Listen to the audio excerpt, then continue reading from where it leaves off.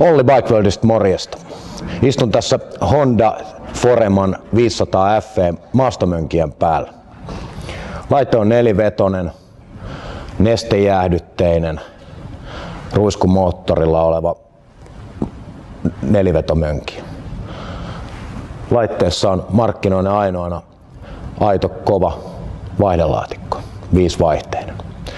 2 levyjarrua edessä, rummut takana.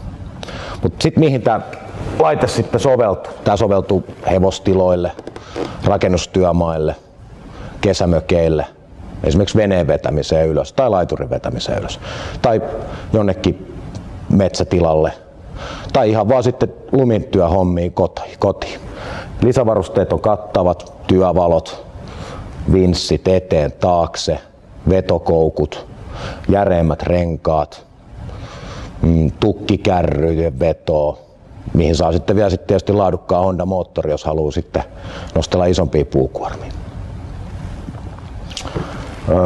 Vaihdelaatikosta tosiaan sen verran, että laitteessa on nappivaihteet, eli vähän sama kuin Ferrarissakin, eteenpäin, ylöspäin, no isompaa vaihdetta, alaspäin, pienempää vaihdetta.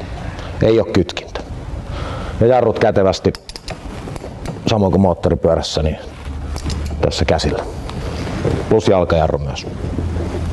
Neliveto kytkeytyy täältä sivusta, takaveto ja sitten neliveto. Mittaristo on selkeä, iso, näkee aina mikä vaihde päällä, paljonko polttoainetta on, tripit, tuntimittarit. Ja 4 vuoden takuu tietysti. Nyt vaan kauppaa ostoksille. Kiitos.